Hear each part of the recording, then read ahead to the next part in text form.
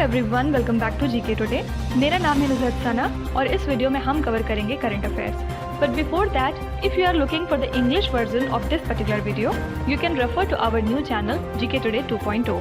The link has been given in the description box, you can refer to it from there. इसके अलावा जो भी हमारे Hindi students हैं उनको मैं बता दूं कि ये questions GK today Android application में चल रही हमारी डेली 20 MCQ सीरीज 2022 से लिए गए हैं।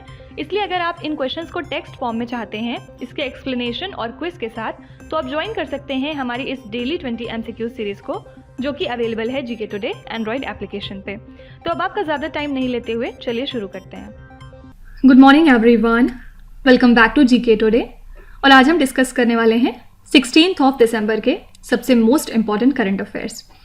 तो आपने जो फीडबैक अपना दिया था कल के कमेंट्स में, वो पढ़ के हमें काफ़ी अच्छा लगा और हमारी टीम को भी काफ़ी ज़्यादा उससे मोटिवेशन मिली, क्योंकि आप बता रहे थे कि हमारे सेशन से बहुत सारे एग्जाम्स या फिर मॉक टेस्ट में सेम टू सेम क्वेश्चन आ जाते हैं। तो ये काफ़ी ज़्यादा अच्छी बात लगी हमें। और जो लोग भी मेंशन करते हैं कि आपके लेक्चर्स करने के बाद हम इतने % तक के क्वेश्चंस कर पा रहे हैं करंट अफेयर्स में, तो वो जान के काफ़ी सही लगता है। और हम कोशिश कर रहे हैं कि जो लोग 60% करंट अफेयर्स कर पाते हैं एग्जाम में, वो 100% तक अटेम्प्ट कर सकें, ठीक है। क्योंकि करंट अफेयर्स का जो सेक्शन होता है वो काफ़ी ज़्यादा स्कोरिंग होता है। अगर आप रोज़ सिर्फ आधे घंटे निकाल के ये सेशन देखते हैं और थोड़े पॉइंट्स बना के लिखते हैं, इसके अलावा जो हम मंथली वीडियो आपको प्रोवाइड करते हैं आप वो थोड़ा सा रेफर कर लेते हैं, तो ट्रस्ट में आपको करंट अफेयर्स में और कहीं जाने की ज़रूरत नहीं है। ये मैं सिर्फ 1 डे एग्जाम के लिए बता रही हूँ, ठीक है। और अगर आप ISPCS का एग्जाम दे रहे हैं तो डेफिनेटली फिर हर क्वेश्चन की डेप्थ में आपको जाना होगा।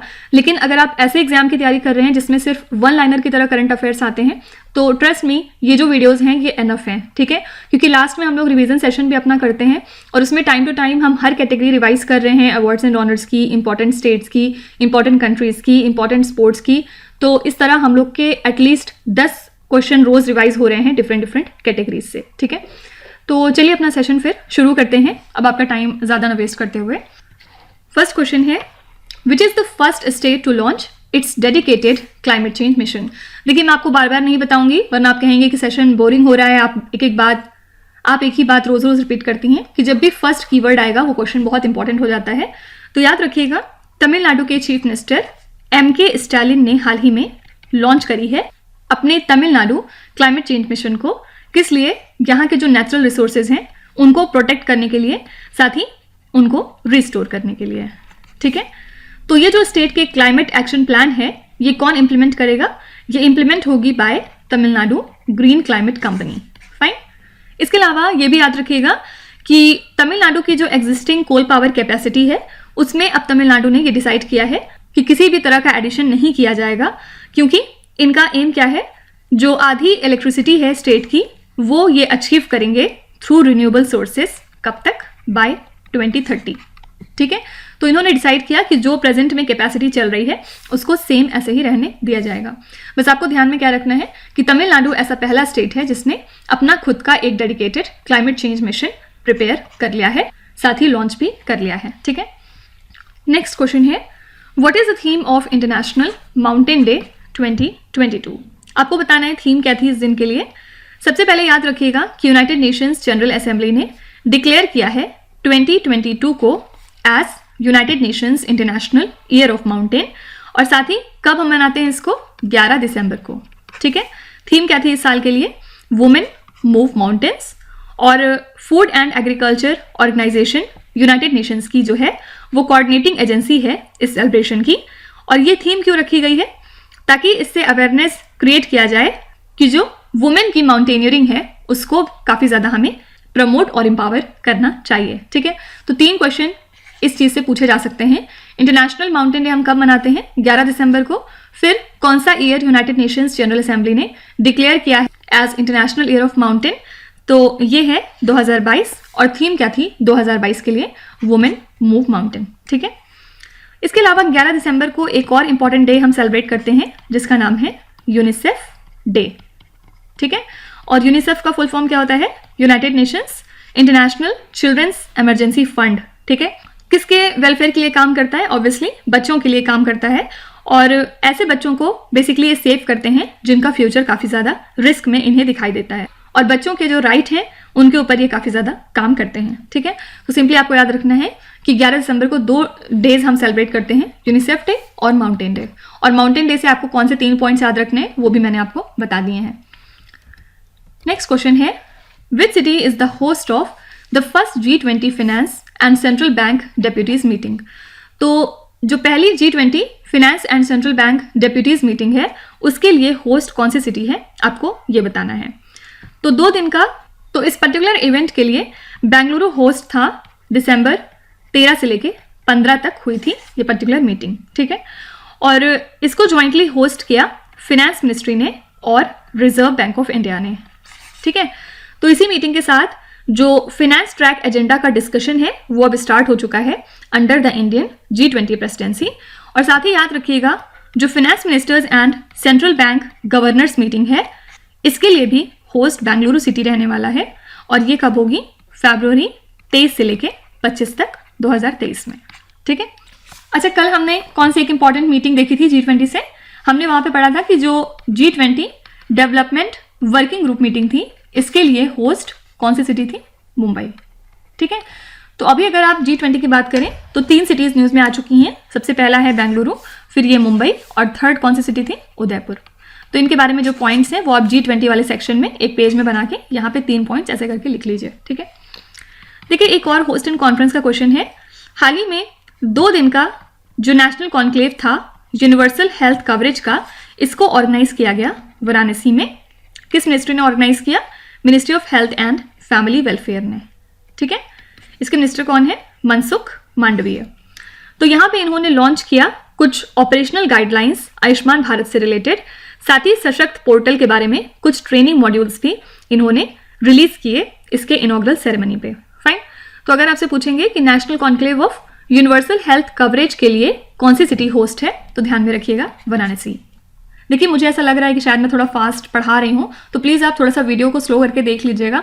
मेरी कोशिश बस ये है कि 30 मिनट्स में कितने ज़्यादा मैक्सिमम चीज़ें मैं आपको कवर करा दूँ और कितना ज़्यादा मैक्सिमम हम लोग रिवाइज कर लें। ठीक है, बस मेरी कोशिश ये रहती है कि जो आप 30 मिनट्स यहाँ पे एज इनपुट देते हैं जीके टुडे के चैनल पे, तो इसके लिए आपको मैक्सिमम आउटपुट मिल सके। ठीक है, नेक्स्ट क्वेश्चन है, Hakuto R lander is the first ever moon mission of which country. Important question, क्योंकि फर्स्ट भी आ गया, इसके अलावा मून मिशन है ये किसी कंट्री का, इस वजह से ये काफ़ी ज़्यादा इंपॉर्टेंट है। आपको बताना है कि जो हाकुतो आर लैंडर है ये पहला मून मिशन है कौन सी कंट्री का। तो हाल ही में जापान की एक स्टार्टअप है आई स्पेस इंक, इन्होंने लॉन्च किया है कंट्री का पहला मून मिशन, किसके साथ मिलके, स्पेस एक्स के साथ। ठीक है, तो ये जो जापान का ल्यूनार लैंडर है इसमें 2 रोवर्स मौजूद थे, साथ ही एक पेलोड था, और इसको लिफ्ट किया गया है विथ स्पेस एक्स के फैल्कन 9 रॉकेट से। ठीक है, और इसी के साथ ये पहला कमर्शियल स्पेसक्राफ्ट हो गया है जो कि मून पे लैंड हुआ है। और पहले ये तय था कि इसको लैंड करवाया जाएगा नवंबर 2022 में, लेकिन कुछ रीजंस की वजह से फाइनली इसको दिसंबर में पोस्टपोन किया गया और अब ये सक्सेसफुली दिसंबर में लॉन्च हो गया है। तो याद रखिएगा हाकुतो आर लैंडर किसका है, जापान कंट्री का। और इसके अलावा जो आर्टेमिस 1 था नासा का, ये कंप्लीट करने के बाद नासा का जो ओरियन कैप्सूल है इसको स्प्लैश कर दिया गया है safely in the Pacific ocean.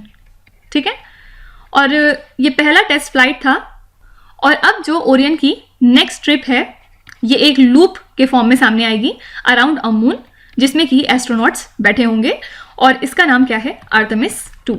ठीक है, और कब इसको लॉन्च किया जाएगा, 2024 में। तो बस आपको ये याद रखना है कि आर्टेमिस जो ल्यूनार मिशन है कौन सी कंट्री का है, तो ध्यान में रखिएगा ये यूएसए का है। नेक्स्ट क्वेश्चन है, Victor Axelsen who claimed his 8th title in 2022 at the World Tour Finals is from which country. तो ये सिर्फ 28 ईयर्स ओल्ड हैं और हाल ही में इन्होंने अपना 8th टाइटल जीत लिया है 2022 का eight the World tour final. कौन सी कंट्री से हैं, डेनमार्क से। तो 2017 और 2022 में ये वर्ल्ड चैंपियन बने। इसके अलावा 2020 में ये ओलंपिक चैंपियन भी थे। और इसके अलावा आपको ये याद रखना है कि जो रेनिंग वर्ल्ड चैंपियन है अकाने यामागुची जापान से, हाल ही में इन्होंने हरा दिया ताई जू यिंग को, किस लिए? वुमेन सिंगल क्राउन जीतने के लिए, ठीक है। और इसी के साथ यामागुची ऐसी पहली वुमेन सिंगल प्लेयर बन गई हैं सिंस ये जाओ यिंग इन 1997, जिन्होंने सभी इंग्लैंड ओपन, वर्ल्ड चैंपियनशिप्स और एंड ऑफ सीजन फाइनल्स जीते हैं, वो भी एक ही साल के अंदर अंदर, ठीक है। तो बस ध्यान में क्या रखना है आपको कि विक्टर एक्सेल्सन ने कितने टाइटल्स जीते 2022 में? 8 टोटल। और इसके अलावा कौन सी कंट्री से ये बिलोंग करते हैं? तो ये हैं डेनमार्क से। नेक्स्ट है when is the international day of neutrality observed? तो हर साल इसको हम कमेमोरेट करते हैं 12 दिसंबर को। अच्छा, ऑप्शंस काफ़ी सही थे, आप आसानी से बता लेते, क्योंकि आप जो है 16 दिसंबर का करंट अफेयर कर रहे हैं तो आप जान गए कि इसी के आसपास की डेट होगी, तो ये आंसर मार्क करना काफ़ी ज़्यादा ईजी हो गया। लेकिन एग्जाम में ऐसे आपको फालतू के ऑप्शंस नहीं मिलेंगे, वो ऐसे करके देंगे ऑप्शन, दिसंबर 12, दिसंबर 13, दिसंबर 11, दिसंबर 14, अब बताइए कौन सा है। तो इसलिए आपको ये नहीं सोचना है कि इसको तो ऐसे ही गेस कर लेंगे, याद रखिएगा इसको हम 12 दिसंबर को ऑब्जर्व करते हैं। और यूनाइटेड नेशंस जनरल असेंबली ने क्यों डिसाइड किया था इसको सेलिब्रेट करना? ताकि जो इंटर स्टेट पीसफुल रिलेशंस हैं उनको मेंटेन किया जा सके, ठीक है। लेकिन इसके अलावा international universal health coverage day हम हर साल ऑब्जर्व करते हैं 12 दिसंबर को, ठीक है। और इस साल की थीम थी build the world we want a healthy future for all, ठीक है। तो हर साल यूनिवर्सल हेल्थ कवरेज डे सभी लीडर्स को इनवाइट करता है कि वो स्मार्ट तरीका इन्वेस्टमेंट करें, साथ ही अपने एफर्ट को और ज़्यादा इंक्रीज करें towards achieving the target health for all, okay. तो 2 चीज़ें ध्यान में रखनी है कि international universal health coverage day कब ऑब्जर्व करते हैं? 12 दिसंबर को। और थीम क्या थी? Build the world we want a healthy future for all. Next है which country successfully launched the Arab world's first lunar rover named as Rashid? कौन सा स्टेट है जिसने हाल ही में अरब वर्ल्ड का सबसे पहला ल्यूनार रोवर लॉन्च कर दिया है और इस रोवर का नाम क्या है? राशिद। तो यूएई ने ये हिस्ट्री क्रिएट की है और इन्होंने अरब वर्ल्ड का पहला ल्यूनार रोवर लॉन्च कर दिया है राशिद नाम का, ठीक है। और इसी के साथ इसकी जर्नी शुरू होती है जो कि रहेगी 3,85,000 किलोमीटर्स की। और इसी के साथ याद रखिएगा यूएई 4th कंट्री बन गई है जो कि मून पे लैंड करेगी और फर्स्ट है ये अरब वर्ल्ड से। आपको बताना है कि रेस्ट कौन सी 3 कंट्रीज हैं जो ऑलरेडी मून पे लैंड कर चुकी हैं। और राशिद रोवर इसका नाम क्यों रखा गया है? क्योंकि इनके लेट फॉर्मर रूलर हैं दुबई के शेख राशिद बिन सईद अल मखतूम, इन्हीं को ट्रिब्यूट पे करने के लिए, ठीक है। तो अगर आपसे पूछते हैं कि राशिद जो ल्यूनार रोवर है कौन सी कंट्री का है, तो ध्यान में रखिएगा यूएई का। आपसे ये भी पूछ सकते हैं कि यूएई ने जो राशिद रोवर अपना लॉन्च किया है मून के ऊपर, इसी के साथ यूएई किस नंबर की कंट्री बन गई है मून पे लैंड करने की? तो याद रखिएगा ये 4th कंट्री है, ठीक है। नेक्स्ट क्वेश्चन है what is the short code of the 24/7 multilingual tourist info helpline setup by the ministry of tourism? आपसे पूछ रहे हैं जो 24/7 मल्टीलिंगुअल टूरिस्ट इन्फो हेल्पलाइन है जिसको कि मिनिस्ट्री ऑफ टूरिज्म ने सेटअप किया है, उसका शॉर्ट कोड क्या है, आपको ये बताना है। तो मिनिस्ट्री ऑफ टूरिज्म ने ये 24/7 multilingual tourist info helpline setup कर दिया है और इसका शॉर्ट कोड है 1363, ठीक है। और इसको डिफरेंट तरह के 12 लैंग्वेजेस में सेटअप किया गया है, जिसमें 10 जो है वो इंटरनेशनल लैंग्वेजेस हैं और एक हिंदी है और एक इंग्लिश है, ठीक है। और ये 10 में भी कौन कौन सी हैं? German, French, Spanish, Italian, Portuguese, Russian, Chinese, Japanese, Korean और अराबिक। ये आपको बिल्कुल भी याद करने की ज़रूरत नहीं है, ये सिर्फ समझाने के लिए है, ठीक है। और जो डोमेस्टिक और फॉरेन टूरिस्ट हैं उनको डिफरेंट तरह की इन्फॉर्मेशन प्रोवाइड की जाएगी relating to travel in India. साथ ही टूरिस्ट को गाइड प्रोवाइड की जाएगी in distress situation while travelling in India. तो ध्यान में रखिएगा 1363 कौन सी मिनिस्ट्री से एसोसिएटेड है? मिनिस्ट्री ऑफ टूरिज्म से। और किस पर्पस के लिए इसको लॉन्च किया गया है ये भी आपको याद रखना है। नेक्स्ट क्वेश्चन है prime minister released a commemorative coin and stamp on which leaders 150th birth anniversary on 13th of December at Puducherry. आपसे पूछ रहे हैं प्राइम मिनिस्टर ने जो एक कॉइन और स्टैम्प रिलीज किया है 13th of December को पुडुचेरी में, वो कौन से लीडर की 150th बर्थ एनिवर्सरी के अकेजन पे किया गया है? तो इन्होंने हाल ही में पार्टिसिपेट किया है एक प्रोग्राम में जिसमें कि कमोमरेट किया गया, जो कि ऑर्गेनाइज किया गया था to commemorate Shri Aurobindo Ghosh 150th birth anniversary, जो कि होती है 13 दिसंबर को।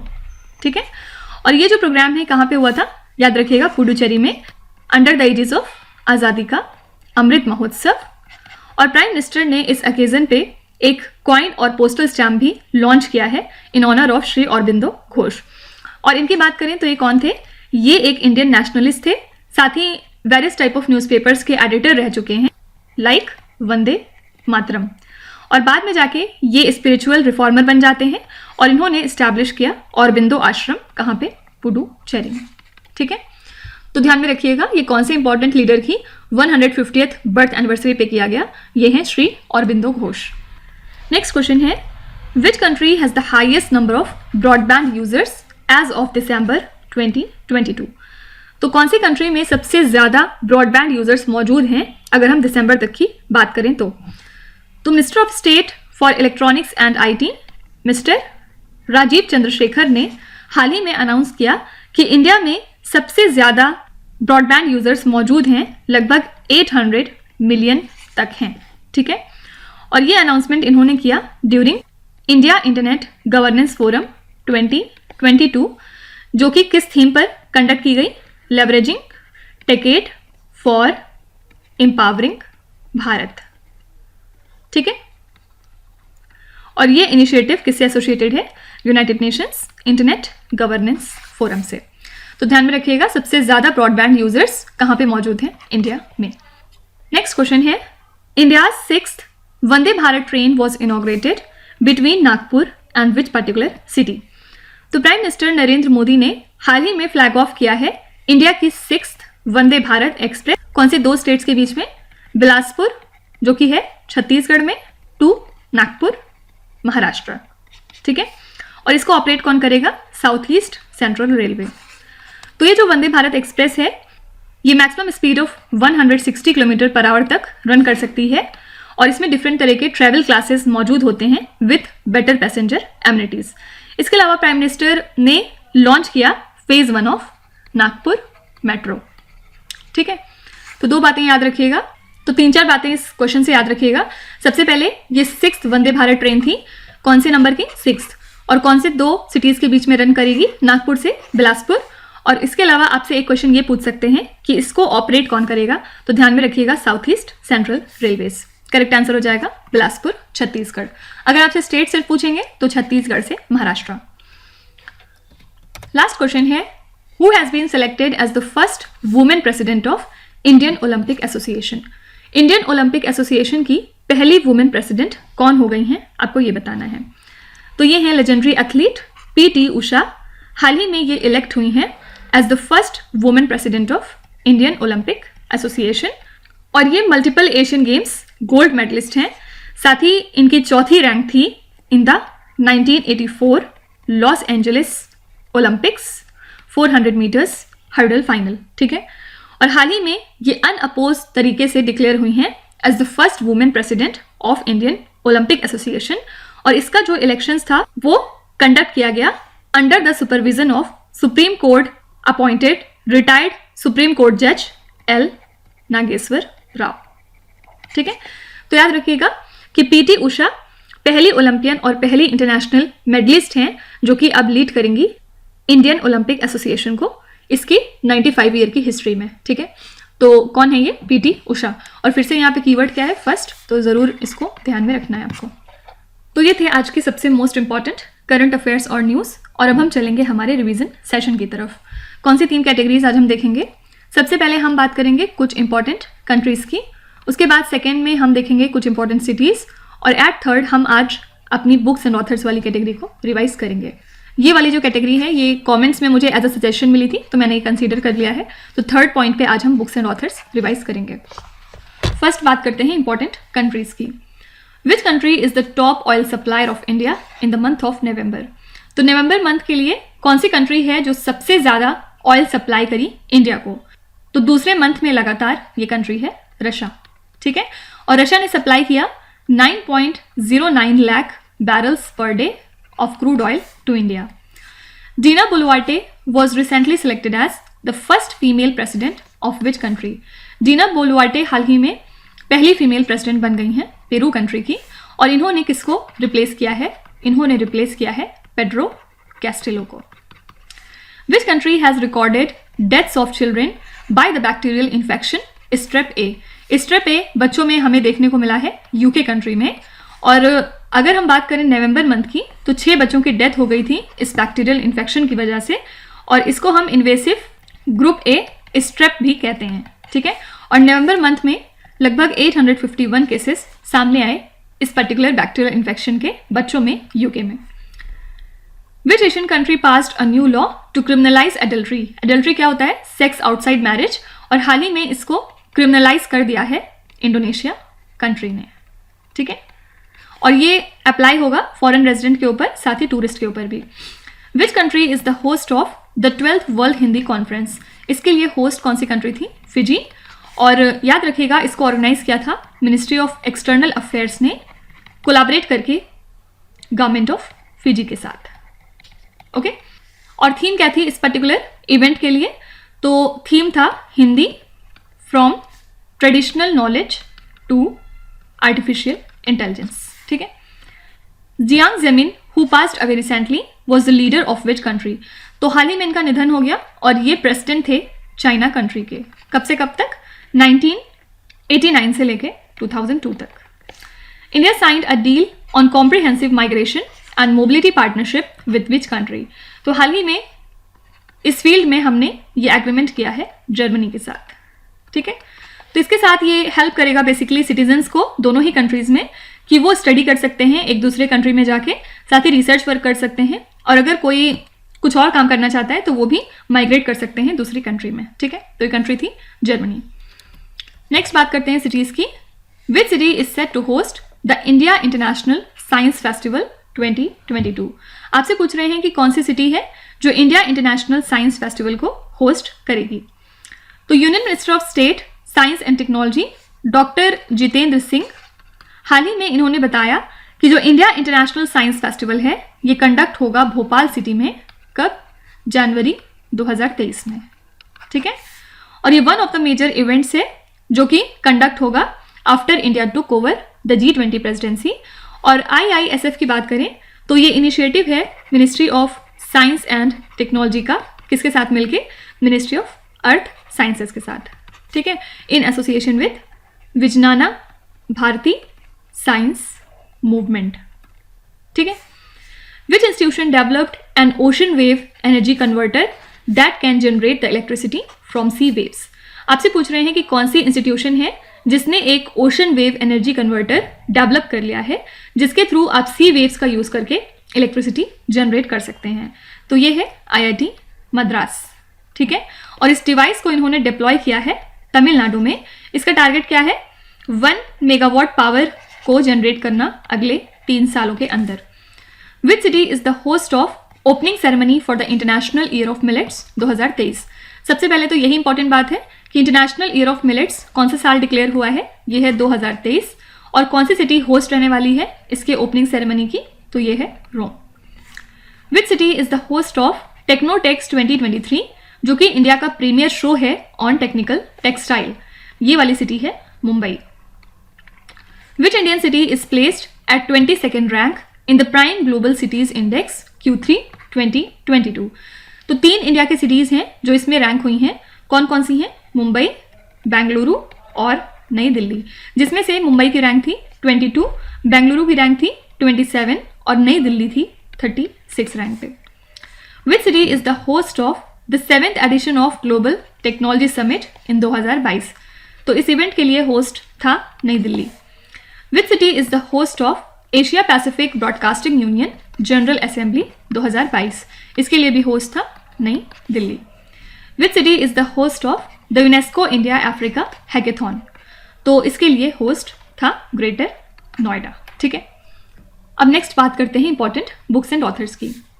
विच institution published the book titled as India the mother of democracy? तो ये बुक हाल ही में रिलीज की थी Indian council of historical research ने। Which state has the highest installed capacity of grid interactive renewable power as per the handbook of statistics on Indian states 2021-22। ये जो हैंडबुक है ये रिलीज की थी रिजर्व बैंक ऑफ इंडिया ने, और इनके मुताबिक कौन सा ऐसा स्टेट है जहां पे सबसे ज़्यादा इंस्टॉल्ड कैपेसिटी थी ग्रिड इंटरैक्टिव रिन्यूएबल पावर की, तो ये स्टेट है Karnataka. Who is the author of the book The Paradise of Food which was awarded the JCB prize for literature 2022। सबसे पहले आपको याद रखना है कि JCB प्राइज फॉर लिटरेचर दिया गया है द पैराडाइज ऑफ फूड नाम की एक किताब को, और ये लिखा है खालिद जावेद ने। Which institution released the handbook of statistics on Indian states 2021-22। Just यहाँ पे बात की थी, ये है Reserve Bank of India. Which institution launched the 4th edition of innovations for you coffee table book, इसको रिलीज किया था नीति आयोग ने। Prime Minister inaugurated the Kalam no carnival book fair in which city, इसको हाल ही में इनॉग्रेट किया था प्राइम मिनिस्टर नरेंद्र मोदी ने अहमदाबाद सिटी में। Who is the author of the book titled as the India Way strategies for an uncertain world, तो इस पर्टिकुलर बुक के ऑथर हैं S.J. Shankar. Who is the author of the book Indian bankings in retrospect 75 years of independence, इसके लिए author हैं mister Ashutosh राराविकर।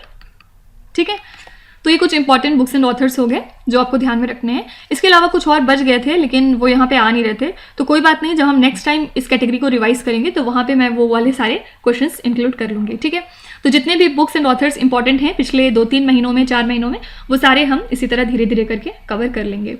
और इसके अलावा अगर आप कोई और कैटेगरी मुझे सजेस्ट करना चाहते हैं तो आप उसका नाम कमेंट्स में लिख सकते हैं। अगर वो रिलायबल लगा तो डेफिनेटली हम लोग उसको कंसीडर करेंगे। एक वैसे मैं सोच रही थी कि स्पेशीज़ नाम की कैटेगरी हम लोग कर लेते हैं। इसमें हम लोग डिफरेंट तरह के स्पेशीज़ के बारे में बात करेंगे जो न्यूज़ में थे, क्योंकि कभी कभी एक नंबर में इस टाइप के क्वेश्चन भी आ जाते हैं आपके एग्जाम में कि कोई स्पेशीज़ है, अगर वो डिस्कवर हुई है या फिर किसी वजह से न्यूज़ में है तो उसका लोकेशन वगैरह कभी कभी पूछ लेते हैं। ठीक है, तो आप बताइएगा कि ये सजेशन ठीक है कि नहीं, अदरवाइज इसको फिर हटा के कुछ और नया ले आएंगे। ठीक है, तो अब आ जाते हैं आपके क्विज पे। ये 5 क्वेश्चंस हैं जिनको आपको ध्यान से पढ़ना है और इसका जवाब आपको कमेंट्स में लिखना है। तो यहाँ पे वीडियो को पॉज करिए, एक एक करके ध्यान से क्वेश्चन को पढ़िए। जो भी आपको आते हैं वेल एंड गुड, जो नहीं आते हैं कोई भी बात नहीं, विथ टाइम डेफिनेटली आपका स्कोर इंप्रूव करेगा।